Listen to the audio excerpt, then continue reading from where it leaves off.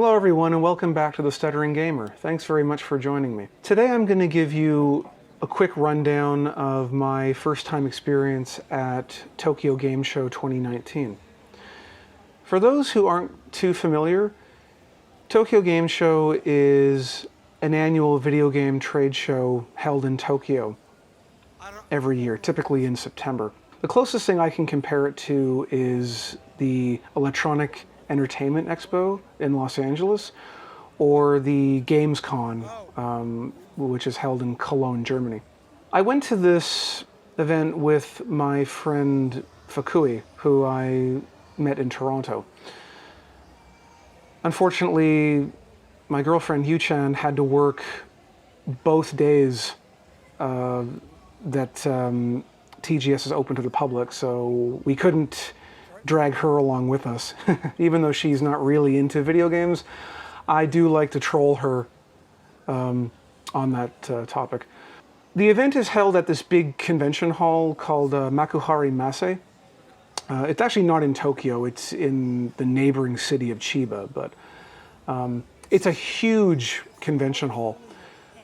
When Fukui and I first entered, there was actually one other setup that we tried out. It was for some mobile game based on One Punch Man.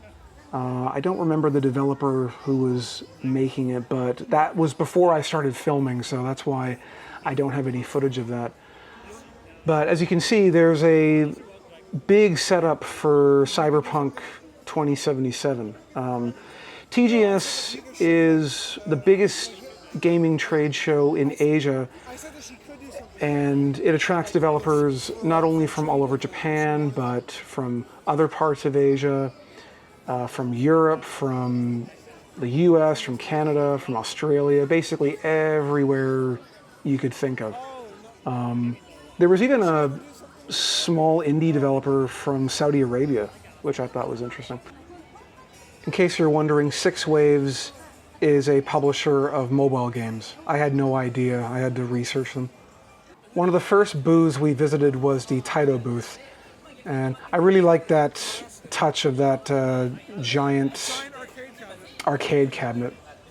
That was pretty cool. There didn't really seem to be a whole lot going on at the Taito booth. Right next to it was a booth from Samsung.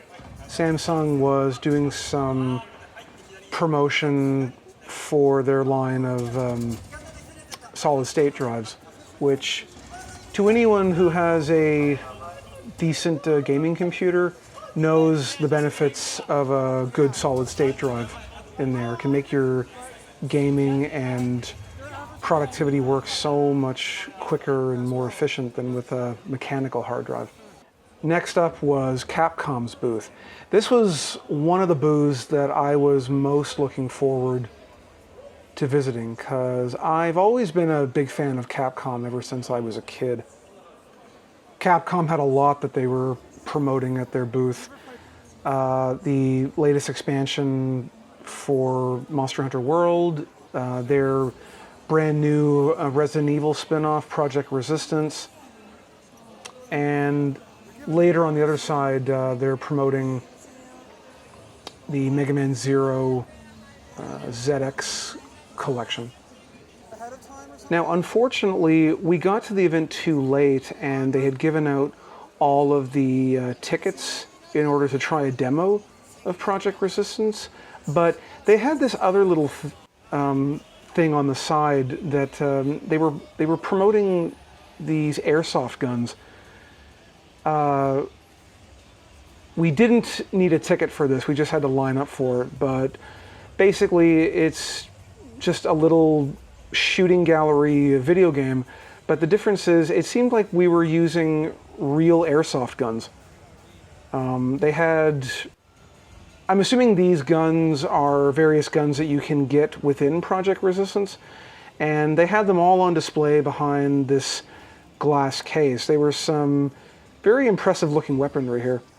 Fukui and I did both try our hand at shooting, but we don't have any footage of that, unfortunately.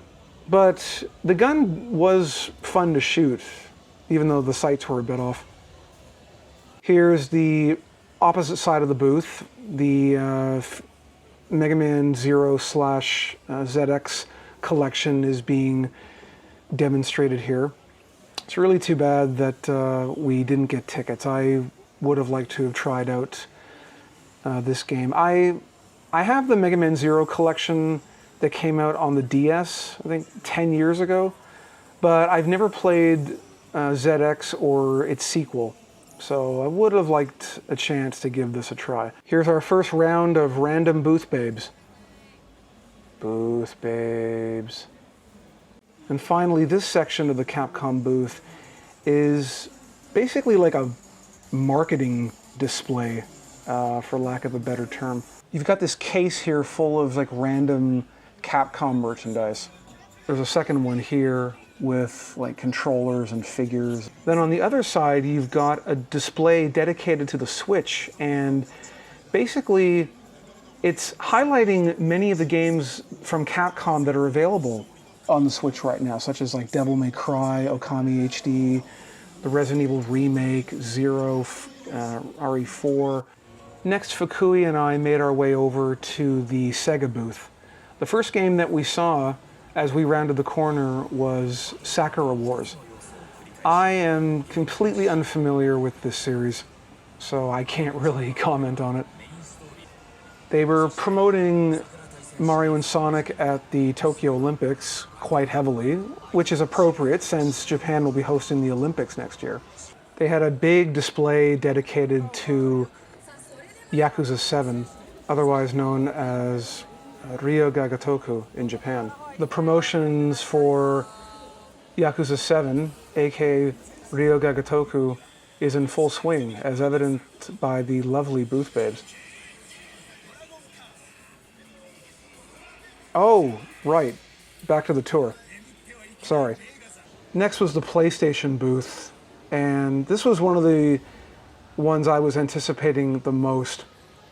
Unfortunately, I didn't realize that we weren't allowed to film in here. At first, I didn't notice any warning that said that we weren't allowed to film. So I'm just blissfully recording away on my phone, and I saw some footage of Yakuza 7 and Project Resistance, and there's a few more I'm forgetting.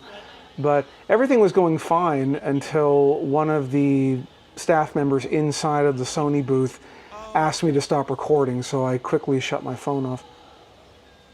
Otherwise, I would have recorded a lot more of this booth, and I would have stayed here longer, but Fukui said that they were urging us to keep moving and to not stand still too long.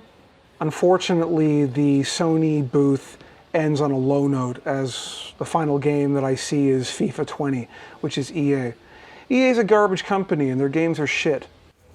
I don't recall where we were at this point, but I think it was still the Sony booth. We were just on the very edge, so no one was telling me not to film. And I got a few extra seconds of footage of Project Resistance. This really does look like the old Resident Evil Outbreak games, which were on the PS2. I never got to play them because I didn't have a PS2 at the time, but I am interested in trying this one. Hopefully it turns out better than some of the other multiplayer Biohazard titles, such as Operation Raccoon City and what's that other one? Umbrella Corps, which isn't even branded as Resident Evil. I suddenly felt a cold chill run through my body. I guess it's because we were in the presence of the Konami booth, and Fukui and I were somehow gravitating towards it. Konami actually made an appearance at TGS. I was surprised.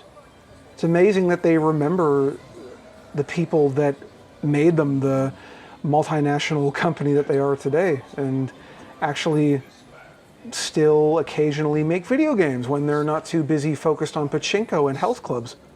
A quick detour to the Bandai Namco booth, which was right beside Konami.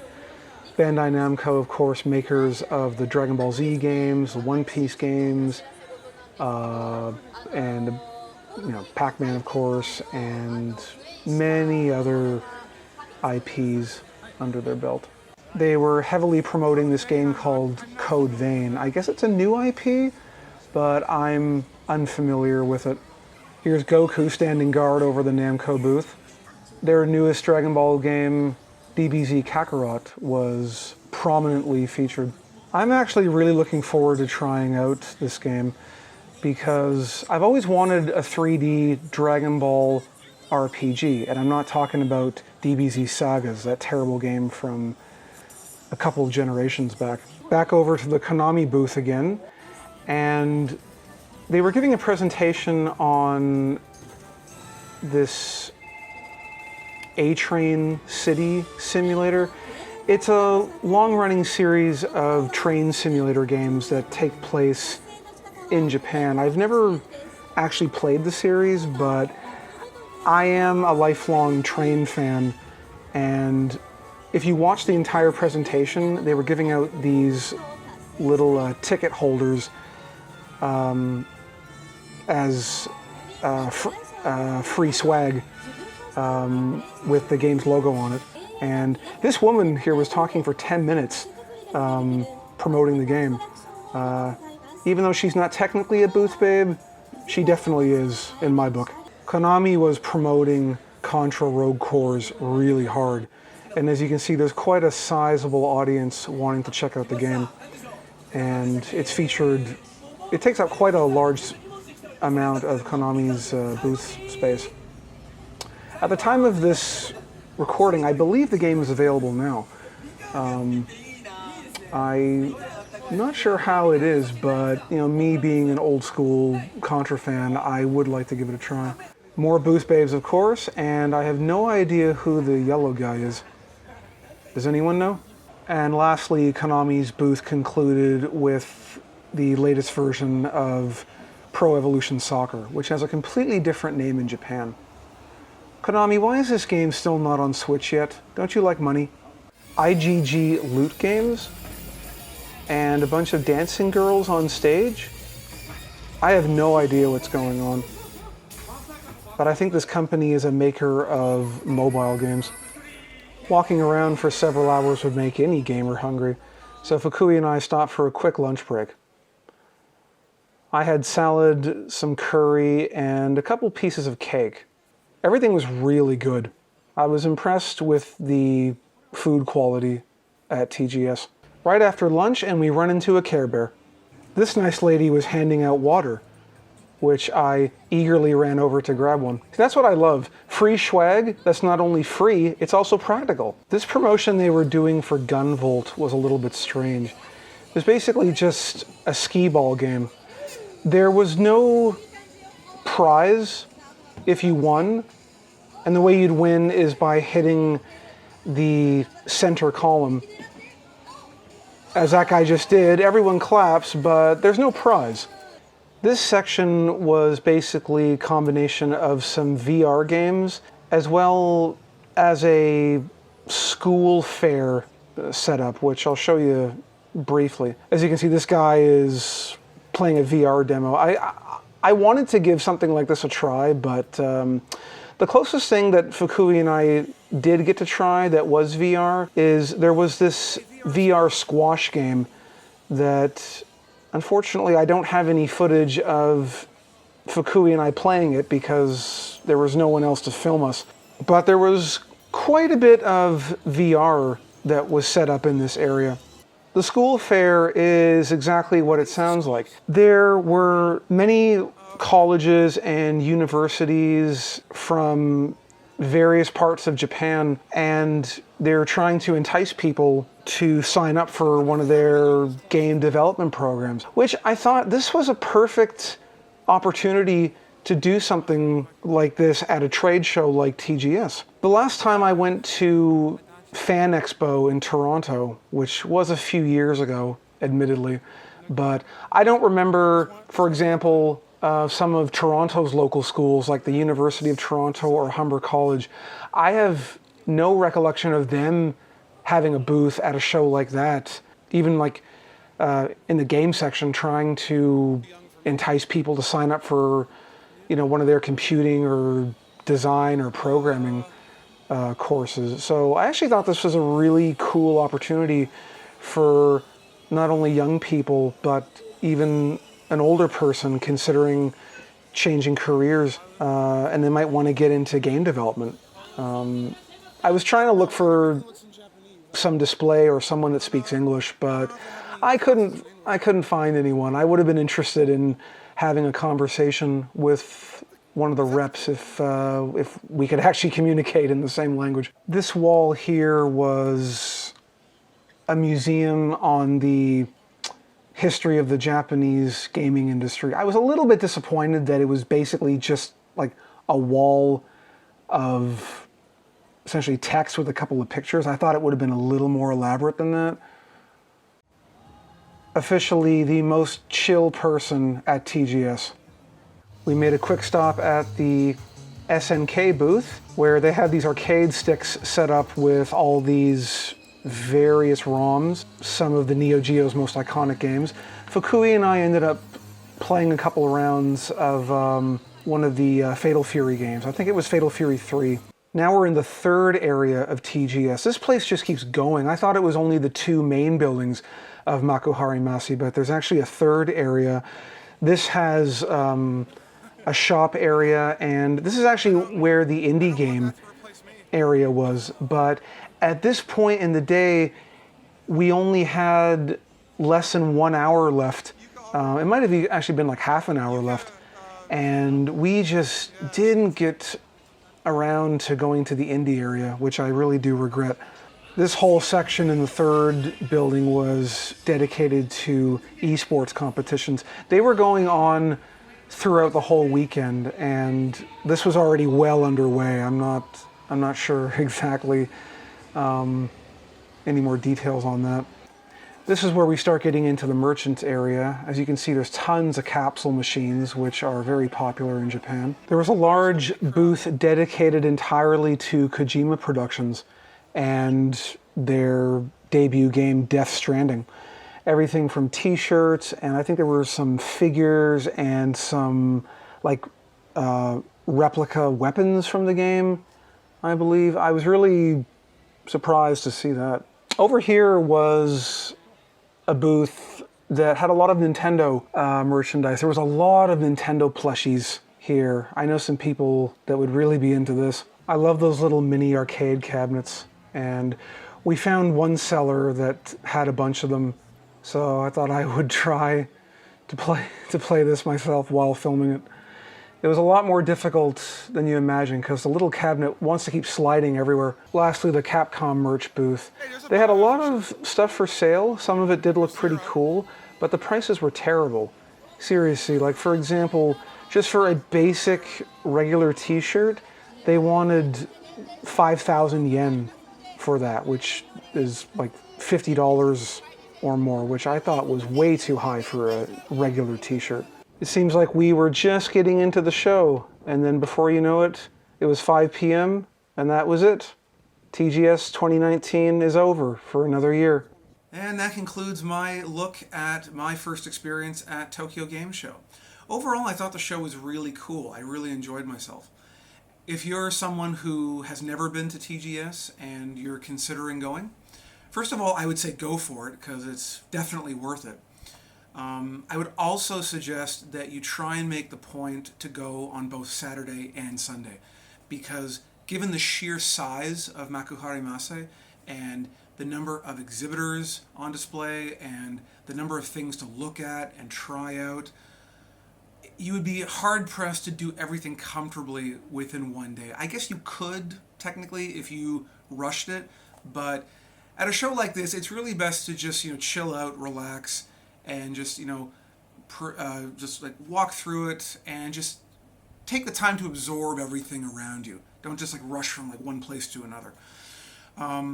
Especially for the game demo tickets. Get there early before it opens, and you'll be waiting in line for over an hour on average just to try one of these demos for 5 minutes. So take that into account too, and that's why I'm suggesting go both days instead of just one.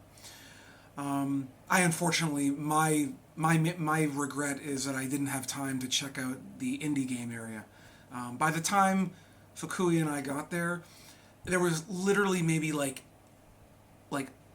a minute left before the show officially closed, and some of the indie developers were already packing up their computers and their Switch units. By the way, the entire even though Nintendo didn't have an official booth there, the entire indie game area was 100% represented by Nintendo Switch systems. All the indie developers had their games running on Switches. So in a way, Nintendo was there in some capacity, if unofficially. I just thought that was really awesome, and it shows just how aggressively Nintendo is going after the indie game market. That's really impressive, because today's indie developers are tomorrow's AAA developers, so that's awesome to see. But anyway, thanks very much for watching. Please let me know what you thought of the video. Leave a comment, leave a like, subscribe if you enjoyed it. I've got more content that I plan to make that hopefully I'll get it out soon. I've been the Stuttering Gamer. Thanks very much for watching, and please share as well this video so it can help my channel grow. I will see you guys later. Thanks again for watching. Have a great day.